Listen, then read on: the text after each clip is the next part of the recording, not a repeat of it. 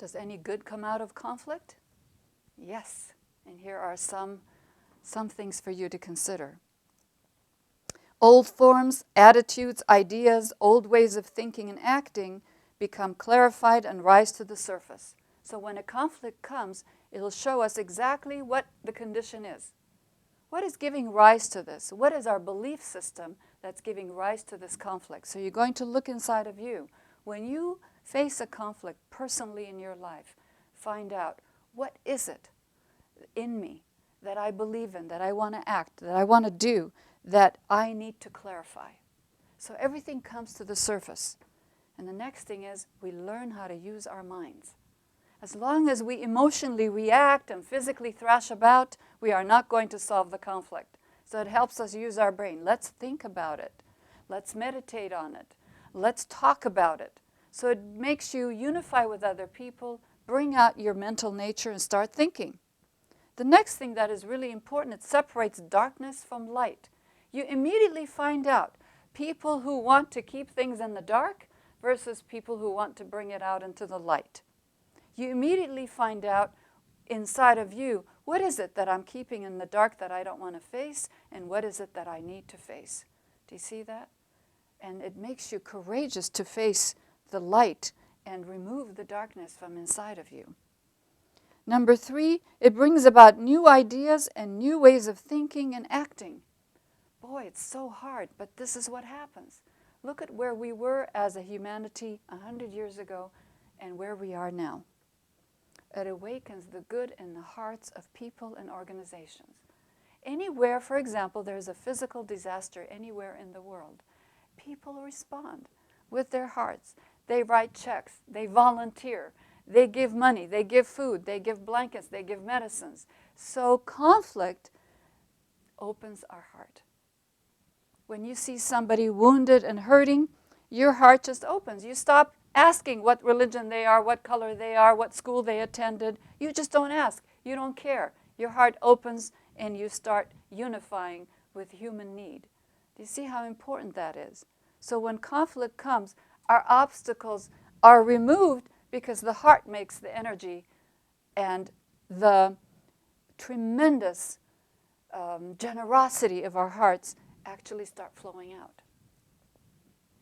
Otherwise, we say, well, I don't know, I need to save some money, I'm not sure. But whenever there's a disaster, immediately people open their checkbooks, start giving their time, because all the obstacles of me, myself, and my needs melt away. That has happened, I'm sure, to me and to you as well. When I see a need, I immediately think, how can I meet that need? Can I do it? What can I do? And my own personal issues and obstacles start melting away. And that is just a beautiful, beautiful thing. And when you use your mind, of course, then you'll say, how much can I do and still keep the integrity of my family and my life and so on. So it makes you really think and have great skills. Another thing that conflict and dealing successfully with it does, it produces detachment and renunciation. This is really important. What are we attached to that prevents us from helping someone? What are we attached to that prevents us from solving a conflict? What is so important about our opinion? Okay, if it's really a great idea, a great plan, great opinion, then how come I can't articulate it in a way that I can build consensus? That I can have people agree and see what I'm seeing? Why am I not communicating properly, and what skills do I need so I can communicate my ideas, my visions, and my plans in a way that can be maybe seen and appreciated by others? Okay, so you can see that this conflict this is one of the most important things that can happen to us. We detach. We're not married to an opinion. We're not married to a process. We're not married to our own ways of thinking. We can say, what is it that would be the best for everyone? It makes us cooperative, group conscious, humanity conscious, and eventually cooperative members of the great hierarchy and the great teachings of the world. This is so important. It is not religion or spiritual tradition that makes us become cooperative or group conscious. It is the way we handle conflict and overcome obstacles. And last but not least, and this is so beautiful, Another phrase I'd like you all to think about, I suggest meditating on it. Conflict, resolution of conflict leads us to liberation and to deeper service. Oh no, deeper service? Yes. What does that mean? You're going to find out. It leads to liberation and to deeper service. As long as we are stuck in our old forms, we are not liberated. We are not free. And this whole process of becoming our true self starts with the concept of freedom. That whole book starts with a chapter on freedom, how to become truly free. So conflict leads us to liberation from anything that holds us back from becoming free, becoming evolved, becoming mature, becoming advanced initiates. Why not? You see, so it moves us toward that growth and expansion of consciousness, and it prepares us for greater service. That is our path, greater service. We're not in life to enjoy ourselves just for ourselves. Okay, we can enjoy life and be wonderful and happy in our relationship, but ultimately we are also serving. We are serving all the children around us, the lives of people around us, as well as the smaller lives who are imprisoned in their own illusions and glamours and deceptions. Do you understand that? How important that is? It is so important that you can be an example of true freedom and expansion of consciousness for somebody else who is suffering and they don't know how to do it. You can be an example and a path for them. And it is that in this whole humanity that as we shift that focus from one old form to another, the whole humanity starts changing. It doesn't change until you and I, as individuals, start liberating ourselves and start thinking of greater service. That deeper and greater service, you define it.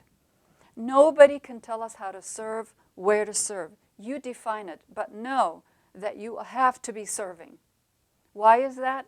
It is about exchanging your energies. It's a cycle of energy. We will talk about this one concept the first 4 months of next year. This is going to be the focus of our Monday night group class, and we are going to really meditate and learn. If you're out of town, thank you for joining us, or in another part of the world, think about it. What does it mean, deeper service? Exchange of energies. You cannot hold on to anything. You are a conduit of wisdom, of love, of truth. You don't hold on to it. You receive and you give, and you receive and you give, and you receive and you give, whether it's money, time, talent, love, your wisdom, a few kind words, healing, a hug, whatever it is, keep giving. You're not going to be empty. It's going to be filled again. So conflict and dealing with it successfully, it teaches us to think, to present ideas, to communicate, stand our ground if we need to, based on firm belief, okay?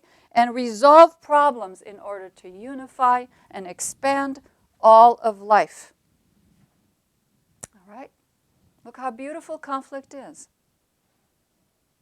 And if we don't have conflict, we will create it, because nobody who is moving in an expanding direction stays comfortable and happy in one position for long. When you find yourself dissatisfied, upset, tired, lethargic, know that there is this big wall of conflict. You have obstacles and you need to push to get over it. Sometimes what it takes is that extra psychic energy of push that you give it, because we have many places to expand to. This is Gita Saradarian, and I would like to thank you for your interest in this video lecture. We have books, booklets, and spiritual study courses on this very topic. Please visit us at tsgfoundation.org for more information on all TSG Foundation products and services. Thank you.